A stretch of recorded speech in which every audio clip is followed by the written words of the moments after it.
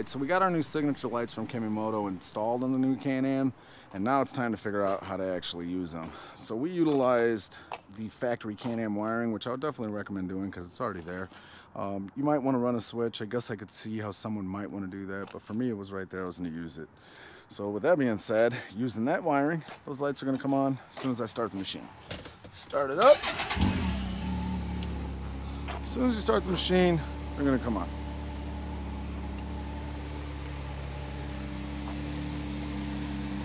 Fan kicked on because I had it running a minute ago, but there they are. I honestly am super impressed with these things. The more that I play with them, the more that I like them. The quality of light that they put out, the amount of customization that you could do, they're just great, man. They look good. The ability to be able to turn them into turn signals with nothing other than a 3-position rocker switch, to me, that it's awesome. I love these things. They're definitely worth their weight. They look good. Anyway, how are you going to control these things? So, you got 2 methods of control. Kemimoto was kind enough to supply one of these nice little handy dandy remotes, which is very kind of them, but let's be honest, we always lose these things. That's alright, because there's a secondary method of control. We'll get into that in a minute. Remote's got all kinds of buttons. You can have on, off. I do like off. I could see myself in situations where I'm not going to want these on. Let's say I'm ripping through the woods late at night. I don't want some bright lights attracting attention. Turn them off. Hit the off button, they go off. I do like that functionality. I'm happy that they built it in. But anyway, back on. So you can have an auto button, speed up, down, mode up, down, bright up, down. You can dim these down if you wanted to. You can change your modes. You can change the speeds of any of these auto sequences that you see right here. But before we get into the modes and the speeds, let's get into the solid colors. You got a generic kind of group of solid colors, right? Let's go through those and see what they look like. Red, green,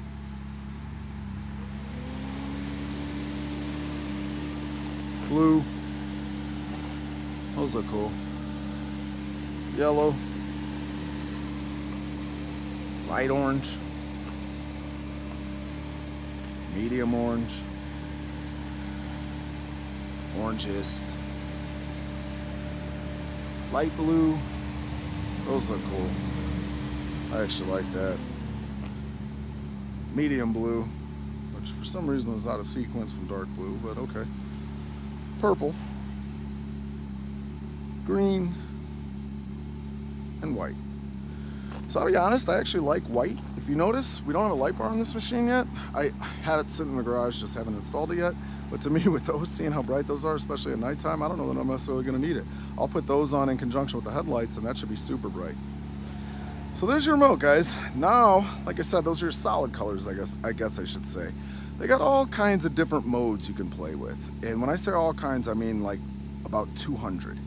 So you got mode up, down. You can literally sit here for an hour and just cycle through things. They got all kinds of LED chasers, all kinds of different little patterns and sequences that you can play with. Cool thing about it too is you can actually adjust the speed of any of these with these speed up, speed downs. So let's say I wanted to speed this up. There it goes. This is actually one of my favorites too. It's like a cumulative, you know, it starts blocking up and on the end there.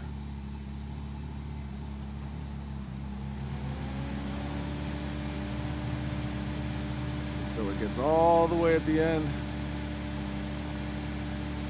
That's cool. Anyway, so there it is. I mean, I think you guys kind of get the idea. You got the speed, slow it down, speed it up. You got your different modes. You can dim it. You can raise it back up brightness-wise. You got all your solid colors. You can turn it on. You can turn it off. There's all your functionality out of this little remote. That's nice of them, and I do appreciate it. But like I said, I don't expect to have this for about more than a month. I'm going to keep it in a Ziploc bag in the dash right over there, but I still feel like I just know me. I'm going to lose it. And that's not that big of a deal, because when I do lose it, I'm going to use the app. So grab the tablet real quick, put that in the front. So the app is called Pro RGB. It is available on Android and iOS, so it doesn't matter there. No hiccups there. Pro RGB, you're going to open that up. Now this has so many more different levels of customization. I'm going to start off with the light tab. This is where you customize your own and come up with your own. I haven't played with this yet, but one of the coolest things that I thought about right away is coming up with some sort of red, white, and blue. I'm going to get around to it, I just haven't yet. So let's jump over to the modes. This is kind of duplicating what you're going to see on the remote. These are, when you're hitting that mode up, mode down, these are what you're going through. So right there, 46, we're going to go all the way to the end.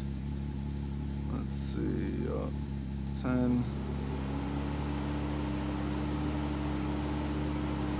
178. So there's 178 different modes, close enough to 200. All right, and with these, you get a little preview. Now, the important thing to note here, one of my frustrations, mosquitoes. One of my frustrations is they're giving you a brief description. Mode 177 is red and green, and what I'm assuming is blue, but it's just ... This app only works in portrait mode. It does not work in landscape mode. If you noticed, when I pulled it out in the tablet mount, I always have the tablet in landscape mode. So I don't understand why we can't add functionality, or rather why it hasn't been, but that's definitely something Kemimoto should be doing. It's not that big of a deal. We need to be able to use it this way, but whatever, quit griping. And then there's your speed. So I had slowed that down a lot. Red and green, see, there's all kinds. Red and purple, RGB gradient. I'm just not giving it time. So it's just gonna fade in, fade out. That makes sense.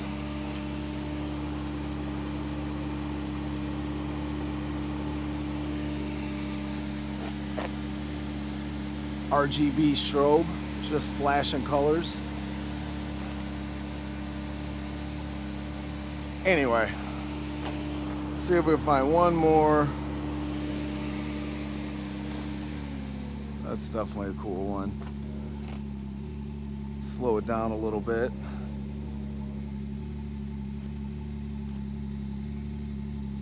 Anyway, you guys get the point.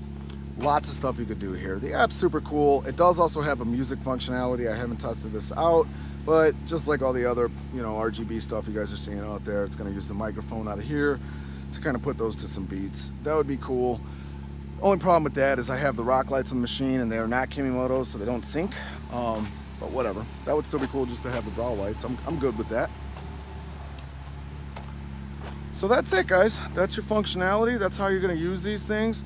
Overall, I am super happy with them. I do like them. I do think that they look great on the machine. I'm definitely interested to see how they hold up, which brings me to the complaints. So I definitely pointed out all the things we liked about them. I think the quality of light's great, functionality, customization. There's so many really great things. The other thing that I forgot to mention that I have to touch on, which is ironically enough probably my favorite thing about these, is they also double as turn signals.